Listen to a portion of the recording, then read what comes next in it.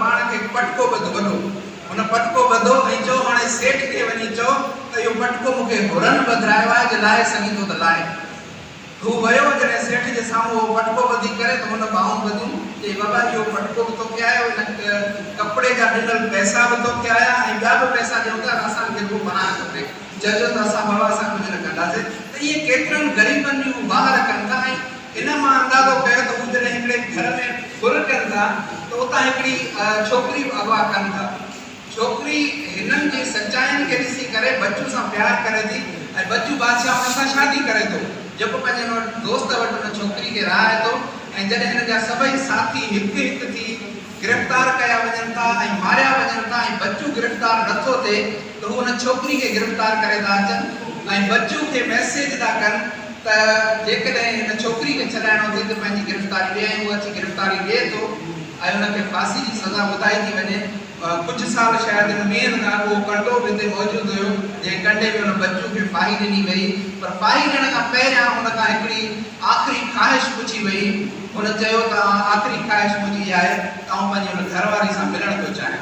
उहा घरवारी हुन सां मिलण थी अचे ऐं घरवारी भाकुर पाए सभिनी जे साम्हूं हुन सां मिले थी ऐं हुनखे मोरड़िया चए थी त मूं पाण सां गॾु खंजर आंदो आहे, मूंखे क़त्ल करे छॾ, तोखां सवाइ जीअण को जीअणो हूंदो। वाह वाह वाह। हू हिकु लम्हे लाइ चुपकी थो वञे ऐं कुझु सोचे वाकई हू पंहिंजी घरवारी खे क़त्ल करे थो छॾे ऐं हुन खां पोइ बच्चू खे फाही चाढ़े थो वञे ऐं बच्चू खे हिते ई दफ़न करे मथां रोड ठाहे थो वञे ताकी बच्चू जो नाम निशान न रहे। पर अमरलाल ही जो कहाणी राइटर आहे उहो लिखे थो, अॼु वण वण जी काठी मां बच्चू निकिरी पियो आहे। माना उहे कैरेक्टर उहे निकिरी पिया। इहा आहे असांजी पहिरीं कहाणी, जंहिंमें रुमानियत बि आहे, जंहिंमें मज़ामत बि आहे, जंहिंमें इनकार बि आहे, जंहिंमें असांजा ट्रेडिशन्स बि आहिनि, जंहिंमें असांजो कल्चर बि आहे, असांजो माहौल बि आहे, असांजी इको क्रिटिसिज़म बि आहे, छाकाणि त हुनजो ॿेलो साड़ाइनि था। ऐं उहो कहाणीकार लिखे थो जॾहिं ॿेलो सड़ी चुको ऐं मथां मींहुं पियो त उन खां वधीक घाटो ॿेलो फुटी करे निकितो आहे उन्हनि में झंग मां, उन खां वधीक ख़ूबसूरत जो ॿेलो निकितो आहे ऐं ॾंड में मच्छी उन खां वधीक आई आहे। त इको क्रिटिसिज़म बि हिन में मौजूदु आहे, हिन में मज़ामत बि मौजूदु आहे, हिन में इनकार मौजूदु आहे। ॿी वॾी कहाणी आहे विरहाङे खां पहिरें जी, सफ़ेद वहशी। ताज जो हिसाब वेठो आहे, हुन यकीनन इहा कहाणी गहराई सां पढ़ी हूंदी। अंग्रेज़नि जी हुन वहशी पिणे जी कहाणी आहे जेके हिते ज़ाहिर कनि था हिन सिंध में जेके लता कनि था।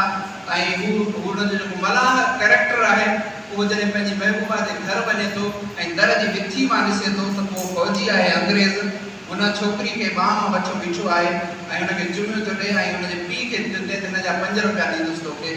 त पीउ लजारो थी करे चए थो 5 न 10 रुपया ॾे। इहा असांजे किरंदड़ क़दरनि जी कहाणी आहे। ऐं उन खां पोइ हू थो चए ही सफ़ेद वहशी आहिनि, असांजे गैरतुनि खे नीलाम करण वारा आहिनि, असां हिननि सां न ठाहींदासीं। हू छुरो खणे थो ऐं हुन अंग्रेज़ सिपाही खे क़त्ल करे थो ऐं उन खां पोइ हुनखे कारे पाणी जी सज़ा ॾिनी थी वञे। आख़िरी भेरो हू बि पंहिंजी हुन छोकिरी जेका हुनजी महबूबा आहे उनखे ॾिसणु चाहे थो ऐं हू बि हुनखे क़त्ल करणु चाहे थो, पर जॾहिं हुनजे अखियुनि में घोड़ा ॾिसे थो त उहो हुनखे क़त्ल कोन थो करे ऐं कारे पाणी जी सज़ा क़बूल करे हू हुतां हलियो थो वञे। त इहे 2 वॾियूं कहाणियूं आहिनि जेके असांजूं विरहाङे खां पहिरियां जूं आहिनि। ऐं विरहाङे असां आमतौर ते जेके बि ख़ासि तौर ते उस्ताद या स्कॉलर या जेके नक़ाद या मुहक़िक़ आहिनि उहे घणो करे विरहाङे खां पहिरियां वारियूं कहाणियूं ऐं विरहाङे खां पोइ वारी कहाणियुनि खे बाइफरकेट कंदा आहिनि। पर विरहाङे वक़्तु छा थियो उन्हनि कहाणियुनि खे नज़रअंदाज़ कयो वेंदो आहे, उन्हनि कहाणियुनि खे ॼण त छॾियो वेंदो आहे। उन्हनि में एहसानमंदी गोबिंद माली जी आलीशान कहाणी आहे, जंहिंमें हिकिड़ो हिंदू आहे जंहिं मुस्लमान वटि पैसा लॻाया आहिनि ऐं हू ॾिसे थो त हाणे विरहाङो थिए थो, हाणे ही पैसा त मूंखां वठी कोन सघंदो ऐं हू न ॾियण जी करे थो। त को माण्हू आहे जेको विच में पई हुनखे समूरा पैसा मोटाए ॾिए थो ऐं आख़िर में उहो जेको हिंदू वापारी आहे उहो चए थो त सच सच कुंगो मल केतिरनि साल बि चवंदो रहंदो आहे त इंसानियत ते सिर्फ़ु